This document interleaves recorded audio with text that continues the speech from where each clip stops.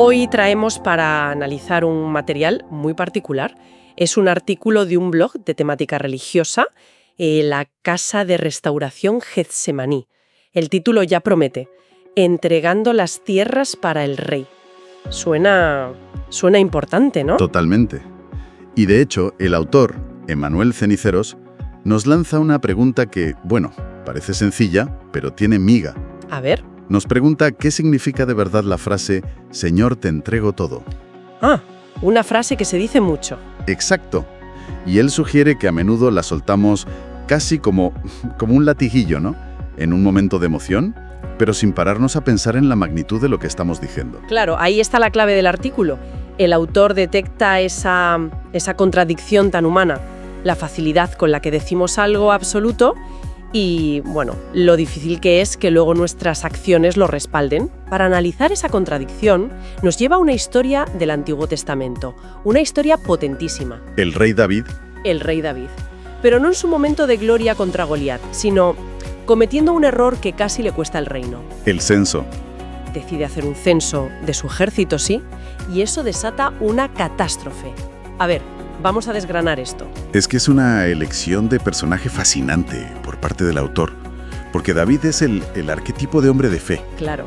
Pero aquí nos lo presenta en su faceta más vulnerable, la del líder que, bueno, un poco embriagado por el éxito, empieza a mirarse a sí mismo en lugar de a la fuente de ese éxito. Exacto.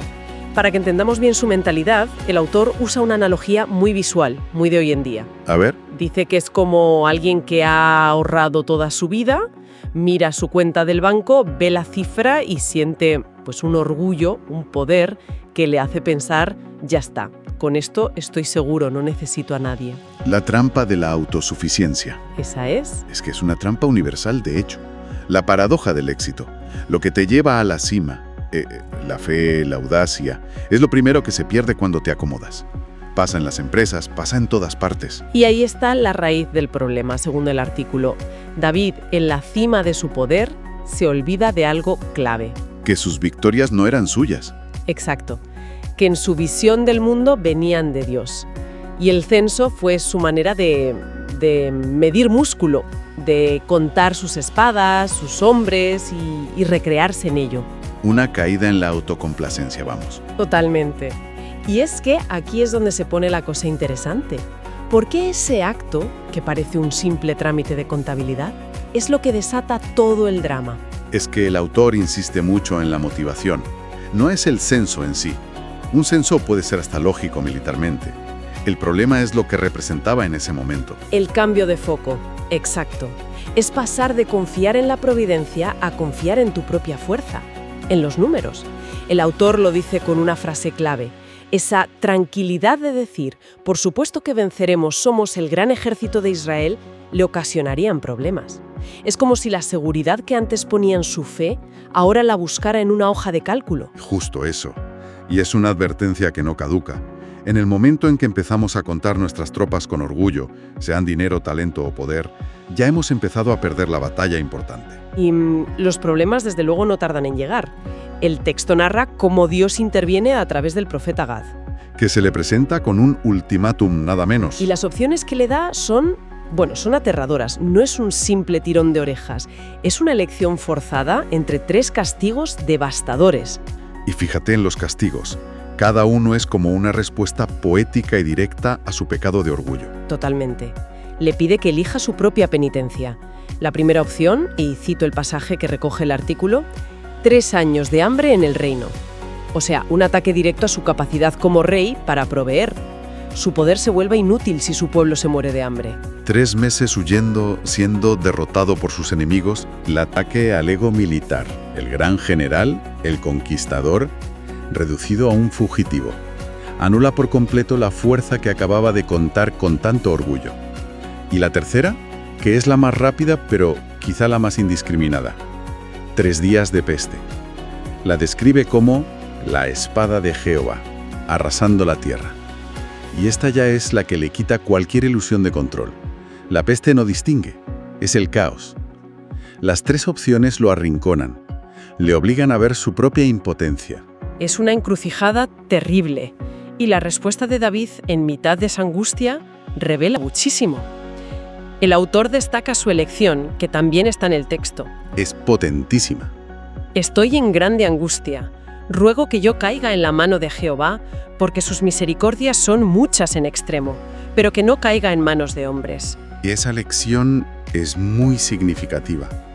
El autor lo subraya. Es el primer paso en su camino de vuelta. A pesar de su arrogancia, en el momento de la verdad, David muestra una chispa de su fe original. Pues es contraintuitivo. Uno pensaría que es mejor caer en manos de hombres, ¿no? Que a lo mejor son más falibles o se puede negociar. Pero David parece entender algo más profundo. Sabe que la justicia humana puede ser vengativa, caprichosa. ¿Cruel? En cambio, aunque la justicia divina sea severa, confía en que en el fondo hay un principio de misericordia. O sea, incluso en el castigo confía más en la naturaleza de Dios que en la de los hombres. Exacto. Sabe que ha fallado, pero en el fondo todavía sabe a quién tiene que recurrir. Una elección que, sin embargo, no evita la tragedia. Elige la tercera opción, la peste, y el autor nos cuenta que Dios la envía y mueren 70.000 hombres. La escala es tremenda. Hacia Jerusalén, para arrasarla. Es el momento de máxima tensión. La consecuencia de su orgullo está a punto de destruir el corazón de su reino, la bancarrota total de su autosuficiencia. Y justo ahí, en ese clímax, cuando todo parece perdido, llega el punto de inflexión. El giro de guión. Justo cuando el ángel va a destruir la ciudad, la narración dice que Dios se arrepintió de aquel mal y le da una orden al ángel. El artículo cita el versículo clave: «Basta ya, detén tu mano». La destrucción se para en seco.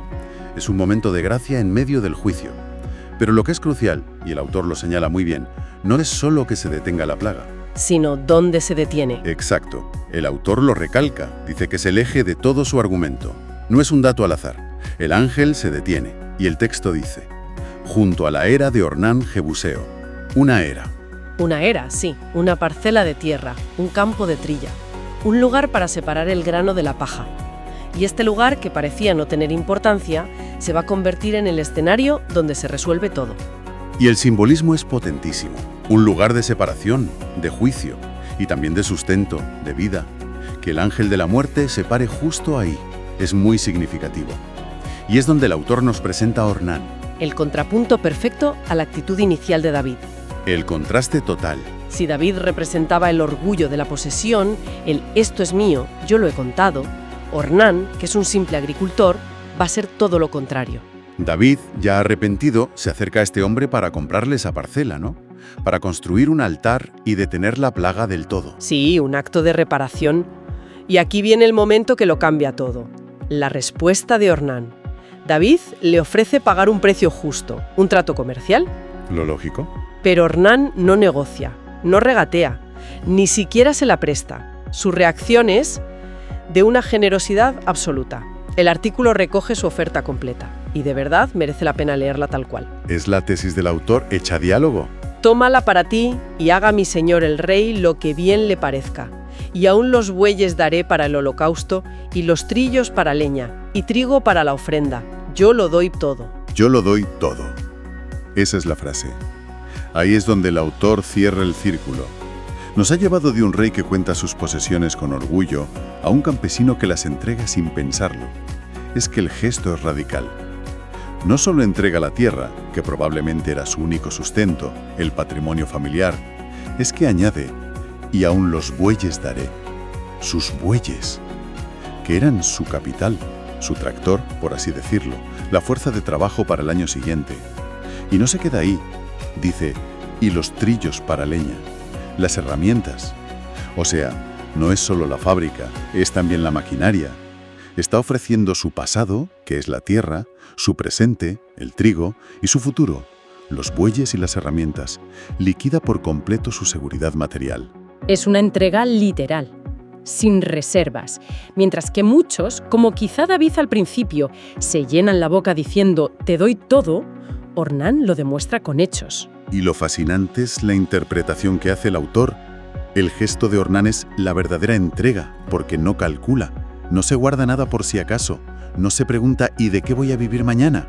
Simplemente ve la necesidad y actúa. Es la diferencia entre una fe teórica y una fe vivida, ¿no? El autor lo resume en una reflexión muy potente. Cito: Ofrecer todo a Dios implica no tener en conciencia qué pasará de mí mañana, sino lo que hago, lo hago por Dios. Él estará conmigo. Es la antítesis del censo de David. Totalmente. David contaba para asegurarse su futuro. Ornán entrega su futuro para asegurar el presente de su gente. Es un cambio de paradigma. Y con esto, el autor ya nos da su mensaje final. La historia no es solo un relato antiguo, es una invitación a la reflexión personal. ¿Un espejo? Exacto. Nos invita a adoptar la actitud de Ornán. El mensaje es claro. Si en algún momento una persona decide decir esas palabras, Señor, te doy todo, que lo haga con plena conciencia, sabiendo lo que significan. Citando al autor para cerrar, sabiendo que se trata de todo, sin arrepentimiento, sino de todo nuestro corazón. Es un llamado a la coherencia radical. Entonces, para resumir, ¿qué significa todo esto? Este artículo nos ha llevado en un viaje muy claro. Empezamos con el orgullo de la autosuficiencia, con ese censo de David, Que es básicamente una auditoría de los propios recursos para sentirse seguro. Y terminamos en el polo opuesto, la humildad de la entrega total, con el gesto radical de Ornán, que entrega su futuro sin dudar. Es, en el fondo, un relato sobre esa tensión eterna entre confiar en lo que podemos contar y medir y confiar en algo que está más allá de nuestro control. La seguridad de la hoja de cálculo frente a la incertidumbre de la fe. una tensión que, me atrevería a decir, la experimentamos todos, tengamos las creencias que tengamos. La confianza en los propios méritos frente a la capacidad de depender de otros o de un propósito mayor. Sin duda. Y, si lo pensamos, el autor se centra mucho en esa decisión consciente, ¿no? Entregarlo todo. Esto plantea una pregunta interesante para la reflexión, que va un poco más allá del texto. A ver, Más allá de los grandes gestos como el de Ornán o los grandes errores como el de David, ¿cuáles podrían ser nuestros pequeños censos cotidianos? ¿a qué te refieres con censos cotidianos? Me refiero a esas acciones diarias, casi inconscientes, en las que medimos nuestro propio poderío. Por ejemplo, la obsesión por mirar las métricas en el trabajo, los likes en redes, el saldo del banco. Ah, claro. No como una herramienta de gestión, sino como una fuente de validación, de tranquilidad, o esa incapacidad para pedir ayuda, porque sería admitir que nuestros recursos no son suficientes. Claro, esos pequeños actos de contabilidad personal que nos hacen sentir que tenemos el control. Exactamente. Esas son las versiones en miniatura del censo de David. Y quizá el verdadero desafío que nos plantea el autor no es tanto si somos capaces de un gran sacrificio en un momento de crisis como Ornán, sino si podemos identificar y renunciar a esos pequeños cálculos diarios de nuestro propio poder, que son los que, día a día, nos alejan de una confianza más profunda.